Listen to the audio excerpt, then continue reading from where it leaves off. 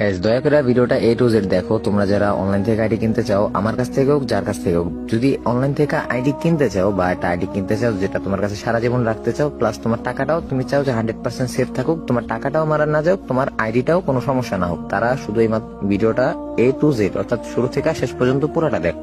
তো এখন বলবা যে ভাই আইডি কি আপনার কাছ থেকে কিনতে বলবেন, তাহলে আইডি কোনো সমস্যা হবে না বা কোনো টাকা পয়সা নিয়ে কোনো সমস্যা হবে না ইত্যাদি ইত্যাদি। সো আমার কাছ থেকে কিনো, যার কাছ থেকে কিনো, একটা জিনিস শিওর থাকো, দ্যাট মিন আমরা যারা আইডি সেল করি সঠিক নিয়মে, অর্থাৎ যারা আমরা রিয়েলি সেলার, যারা আমরা সত্যি সত্যি আইডি দিয়ে থাকি, তো আমরা যেভাবে আইডি গুলা সেল করি বা আমরা যে নিয়মে আইডি সেল করি, তোমরা যদি অন্য অন্য জায়গায় যারা স্ক্যামার অবকাশে যায় যদি এই নিয়মে আইডি কিনতে চাও, ওরা কিন্তু কখনোই সেল করবে না। দ্যাট মিন এখন বলবা যে ভাই আইডি কিনার সঠিক নিয়ম কি, এখন আমি কিন্তু প্রত্যেকটা ভিডিওতে বলে দিই। আর হ্যাঁ গাইস, আজকে আইডির প্রাইসটা কিন্তু স্ক্রিনের উপরে দেওয়া আছে, আর যারা নিতে চাও স্ক্রিনে দেওয়া হোয়াটসঅ্যাপ এন্ড ইমো নাম্বারে যোগাযোগ করতে পারো। সো এখন বলবা যে ভাই কি জন্য মুখে দামটা বললেন না, ভাই মুখে দামটা বলা হয়নি কারণ গাইস এই বয়সটা আমি আরো কয়েকটা ভিডিওতে ইউজ করবো, কারণ এই বয়সে তোমাদেরকে আমি সুন্দরভাবে বুঝিয়ে দিব। তো এখন বলি যে তোমরা কি নিয়মে আইডি কিনবা বা কি নিয়মে আইডি কিনলে তোমরা কখনো প্রতারিত হইবা না, সাথে তোমাদের টাকাগুলো 100% সেফ থাকবে এন্ড তোমাদের আইডিটাও 100% সেফ থাকবে। গাইস আইডি কেনার সঠিক নিয়ম হচ্ছে তুমি যার কাছ থেকে আইডি কিনো, যে কোনো সেলারের কাছ থেকে আইডি কিনতে পারো, ঠিক আছে, আমার কাছ থেকে হোক যেটা যার কাছ থেকে হোক। সো তুমি ফার্স্টে কি করবা, যার কাছ থেকে আইডিটা কিনবা তাকে বলবা যে ভাই আপনার ভোটার আইডি কার্ডটা দেন,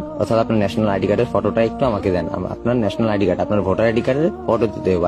আর তোমরা কিন্তু জানো গাইস, একটা গণপ্রজাতন্ত্রী বাংলাদেশ সরকার যে আইডি কার্ডটা, ওইটা কতটা ভ্যালুয়েবল, ঠিক আছে, কারণ তোমার একটা এনআইডি কার্ডের মাধ্যমে কিন্তু বাংলাদেশ সরকার নির্বাচন হয়, ঠিক আছে। তোমার ভোটার, তুমি একজন ভোটার দেখেই তোমার সবকিছু আছে বা তোমার একটা সমস্ত পরিচিতি আছে এনআইডি কার্ডের মধ্যে। একটা এনআইডি কার্ডের মধ্যে একটা মানুষের সমস্ত ঠিকানার সাথে তার রক্তের গ্রুপটা পর্যন্ত দেওয়া থাকে। তো এখন বলবা যে ভাই আইডি কার্ড দিলেই আমরা টাকা দিয়ে দেবো না, আইডি কার্ডটা দেওয়ার পরে তাকে ভিডিও কল দিবা অথবা তার পিক নিবা, যে কোনো একটা, হয়তো ভিডিও কল দিবা নয়তো পিক দিবা, পিক নিবা আর কি। সবচেয়ে বেটার হয় ভিডিও কল দিলে, কিন্তু আমার কাছ থেকে নিলে তোমরা যারা একবার আগেবারে নিয়েছো তারা কি দয়া করে এনআইডি কার্ড চাও না, কারণ তোমাকে আগে এনআইডি কার্ড দেওয়া হয়েছে। সো আর একটা কথা তোমাদের মাথায় রাখো, সো যেটা বলছি আগে এটা বলে ক্লিয়ার করে। সো তোমরা এনআইডি কার্ড আর ভিডিও কল অথবা পিকটা দেখার পরে তাকে টাকাটা দিবা, ঠিক আছে, তারপরে টাকা দিবা, তারপরে আইডিটা কেনার পরে এখন বলবা যে আইডি চলে যায়, আইডি চলে যাওয়ার কোনো প্রশ্ন আসে না, যেহেতু তোমাকে সে আইডিটা দিয়েছে, তার মানে সে একজন 100% ট্রাস্টেড ছিল, তুমি এটা বুঝছো। তো তারপরে কি করবা, তোমার ফোনে যে নাম এন্ড মডেল, যেরকম রিয়েলমি 8 হতে পারে, স্যামসাং S20 আল্লাহ, যে কোনো কিছু, অ্যাপল, যে কোনো ফোন হতে পারে,